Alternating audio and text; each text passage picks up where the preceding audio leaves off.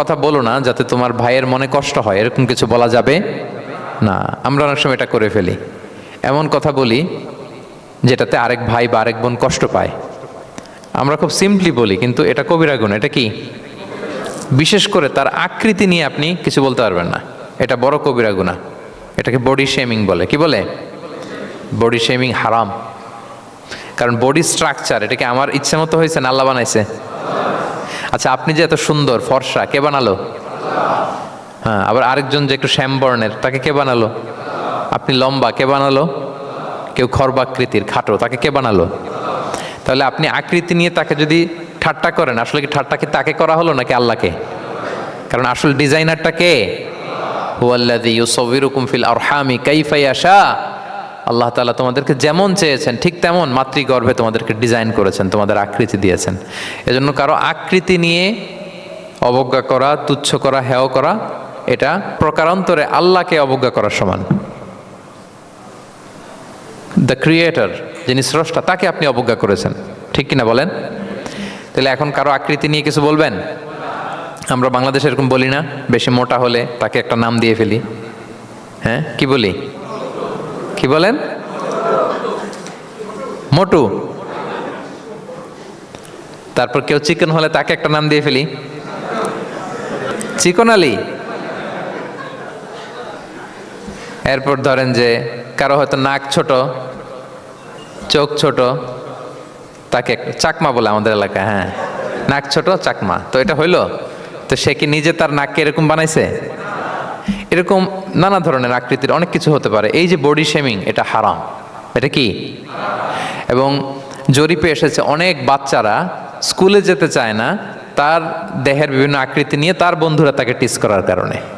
খুব মোটা সে, তাকে নিয়ে তার ফ্রেন্ডরা এমন কথা বলে, সে আর স্কুলে যাওয়ার প্রতি আগ্রহ ফিরে পায় না। তো এটা কত বড় সামাজিক সমস্যা, আপনি খেয়াল করেছেন? হ্যাঁ, কখনো কারো আকৃতি নিয়ে কোনো কমেন্টস করা যাবে? কারণ আকৃতিটা দিয়েছে কে? এটা খবরদার, এটা বড় কবিরা গুনাহ। আব্দুল্লাহ ইবনে মাসউদ রাদিয়াল্লাহু তাআলা আনহু, এই সাহাবী, ওনার পা দুইটা ছিল চিকন, চিকন পা। উনি একবার আরাক গাছের চূড়ায় উঠেছেন, মেসোয়াকের ডাল ভেঙে মেসোয়াক করবেন। বাতাসের ঝাপটা, ওনার লুঙ্গিটা একটু সরে গিয়েছে, পা দুইটা দেখা গিয়েছে। তো এত চিকন পা দেখে সাহাবারা সবাই হাসতেছে নিচে। রাসূল ইসলাম বললেন, ব্যাপার কি, তোমরা হাসো কেন? বলে যে ইবনে মাসউদের পাগুলো দেখে দেখেনি রাসূল কত চিকন পা, হাসতেছে। রাসূল ইসলাম রাগান্বিত হলেন, বললেন, ওই সত্তার শপথ যার হাতে আমার আত্মা, ওই আল্লাহর কসম করে আমি বলি, লাহুমা আসকালু ফিল মিজান মিন উহুদ, এই পা দুটো মিজানের পাল্লায় রাখা হলে কিয়ামতের দিন উহুদ পাহাড়ের চেয়ে বেশি ভারী হয়ে যাবে। তার মানে এত সম্মান ইবনে মাসউদের, সম্মান আল্লাহর কাছে, কল্পনা করেন, উহুদ পাহাড়ের চেয়ে বেশি ভারী হয়ে যাবে। কিন্তু আমরা অনেক সময় এই মানুষের আকৃতি নিয়ে তুচ্ছ তাচ্ছিল্য করি। রাসূল সাল্লাল্লাহু আলাইহি ওয়াসাল্লামের একজন স্ত্রী ছিল, নাম সফিয়া। কি নাম? সফিয়া বিনতে হুয়াই ইবনুল আখতাব। উনি আকৃতিতে কিছুটা খাটো ছিলেন এবং একটু স্থূলাকৃতির ছিলেন। তো এটাকে একটু ইঙ্গিত করে আম্মাজান আয়েশা রাদিয়াল্লাহু তাআলা আনহা একবার একটা শব্দ ব্যবহার করেছেন, মানে শব্দ দিয়ে কৌশলে বুঝিয়েছেন, তানি কসিরা, মানে আপনার সেই খাটো স্ত্রী সফিয়া। নারীদের মধ্যে এটা থাকে স্বাভাবিক, মানবীয় কারণে। একাধিক স্ত্রী হলে মানবীয় কারণে একটু জেলাসি বা একটু কিছু বিষয় থাকে, এটা থেকে মানুষ বেরোতে পারে না, এবং সেটা নবীদের স্ত্রীরাও সেটা থেকে বেরোয়া সম্ভব ছিল না। তো কথা বলতে বলতে এমন একটা শব্দ বললেন যেটা দিয়ে সফিয়া রাদিয়াল্লাহু তাআলা আনহাকে বুঝালেন যে আপনার অমুক স্ত্রী, মানে তিনি আকৃতিতে কিছুটা খাটো এবং কিছুটা স্থূলাকৃতির। এই শব্দটা রাসূল ইসলাম পছন্দ করলেন না। বললেন, আয়েশা, এটা তুমি কি বললে?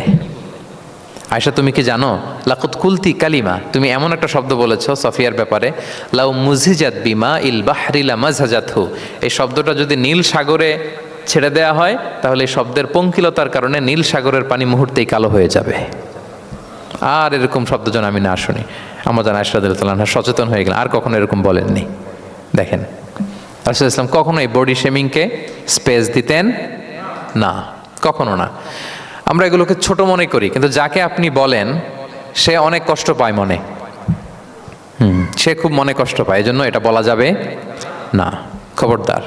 রাসূল সাল্লাল্লাহু আলাইহি ওয়াসাল্লাম বলেন, ইন্নাল আবদা লা ইয়াতাকাল্লামু বিল কালিমাতি মা ইয়াতাবায়ানু ফিহা ইয়াজিল্লু বিহা ফিন্নার। মানুষ অনেক সময় মুখ ফসকে এমন কমেন্ট করে ফেলে অন্যের ব্যাপারে, এটা দিয়ে সে মাঝে মাঝে জাহান্নামী হয়ে যায়, কিন্তু সে ভাবেই নাই এই শব্দে আমাকে জাহান্নামে ঢোকাবে। কারণ এই মুখ দিয়ে যা বেরোয় এটা বলতে অনেক সাবধানে। রাসূলুল্লাহ ইসলাম বলেছেন, দুইটা অঙ্গের গ্যারান্টি যদি কেউ আমাকে দেয়, আমি তাকে জান্নাতের গ্যারান্টি দেই। মাইয়াদমান লি মা বাইনা লিহিয়াইহি ওয়া মা বাইনা রিজলাইহি আদমান লাহুল জান্নাহ। দুই অঙ্গের গ্যারান্টি যে দেয় তাকে আমি জান্নাতের গ্যারান্টি দেই। এক হচ্ছে দুই চোয়ালের মাঝখানে যা আছে মানে জিহ্বা, এই জিহ্বার গ্যারান্টি যদি দেয়। আরেকটা হচ্ছে দুই পায়ের মাঝখানে যা আছে মানে মানুষের প্রাইভেট। এই দুইটা অঙ্গের গ্যারান্টি যদি কেউ দেয় যে এই দুই অঙ্গ দিয়ে আমি কোনো পাপ কাজ সংগঠিত করব না, বিশ্বনবী সাল্লাল্লাহু আলাইহি ওয়াসাল্লাম বলেন আমি আমার ওই উম্মতকে জান্নাতের গ্যারান্টি দেই। তাহলে তুচ্ছ তাচ্ছিল্য ঠাট্টা বিদ্রুপ করা যাবে না। 6 নম্বরে ওয়ালা তালমিজু আনফুসাকুম, তোমরা অন্যের বদনাম করে বেরিও না। লামজ আসছে লুমাজা থেকে, ওয়াইলুল লিকুল্লি হুমাজাতিল লুমাজা, যে প্রকাশ্যে অন্যের বদনাম করে বেড়ায়, অন্যের দোষ খুঁজে বেড়ায়। একদল লোক আছে দেখবেন শুধু অন্যের দোষ খোঁজে, নিজের দিকে আঙ্গুল যায় না। কিন্তু এইভাবে আরেকজনের দিকে আঙ্গুল দিলে যে 3টা আঙ্গুল নিজের দিকে যায় এটা আবার ভুলে যায়। কাউকে যদি আমি এরকম করি, আমার দিকে কয় আঙ্গুল বলেন? এই 3টা কার দিকে? আর আরেকজনের দিকে 1 আঙ্গুল। তো কাউকে কিছু বলার আগে 3 বার নিজেরটা ভাববেন যে নিজে কি করেন। ওলা তালমিজু, অন্যের বদনাম করো না, প্রকাশ্যে অন্যের দোষ খোঁজো না। সবচেয়ে বুদ্ধিমান সে যে নিজের দোষ খোঁজে, নিজের সমালোচনা যে করতে পারে সেই সর্বাপেক্ষা বুদ্ধিমান। কিন্তু আমরা একদল আছি শুধু সমালোচনা, ওর এই সমস্যা, ওর এইটা, ওর ওর মানে তার দায়িত্ব হচ্ছে সবার সমস্যা বের করা। এরকম দায়িত্বপ্রাপ্ত কিছু লোক আছে না নাই? সবাই না, এগুলো থেকে আমাদের বেরিয়ে আসতে হবে। অন্যের দোষ খোঁজা বাদ দিতে হবে, দোষ খুঁজলে নিজের দোষ খুঁজতে হবে। আমরা আত্মসমালোচনা করবো। খেয়াল রাখবেন, সবচেয়ে ভালো হচ্ছে আত্মসমালোচনা। সবচেয়ে ভালো কি? তারপরে মোটামুটি ভালো হচ্ছে আলোচনা, আর সবচেয়ে খারাপ হচ্ছে সমালোচনা। কিন্তু আমরা সবচেয়ে করি বেশি কোনটা? এটা চেঞ্জ করতে হবে, আত্মসমালোচনা বাড়াইতে হবে।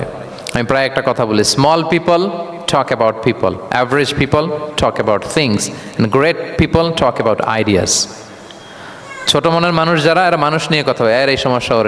মাঝারি ধরনের যারা, এরা বিভিন্ন বিষয় নিয়ে, ঘটনা নিয়ে কথা বলে। গ্রেট মাইন্ড যারা, এরা আইডিয়া নিয়ে কথা বলে, যে এই আইডিয়া ইমপ্লিমেন্ট করলে সমাজের এটা সমাধান হবে, এই আইডিয়া জেনারেট করতে পারলে এইটা কাজ হবে। তো এখন বলেন, আপনি কি ছোট মনের মানুষ হবেন না বড় মনের? অন্যের দোষ খুঁজবো আর তাহলে কারটা খুঁজবো? ইনশাআল্লাহ বলেন সবাই। কটা গেল?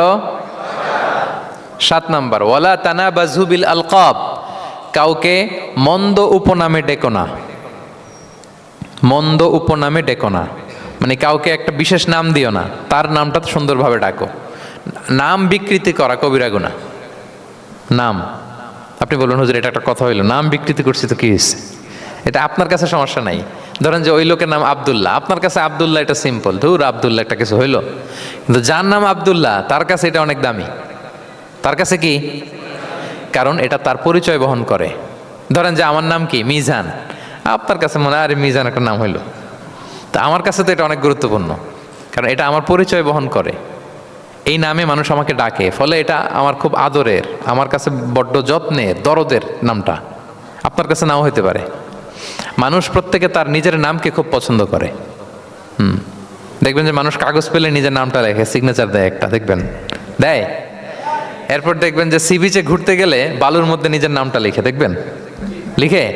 শুধু তাই না, লিখে আবার একটা লাভ আঁকে, লাভ চারদিকে আঁকে। কেন আঁকে?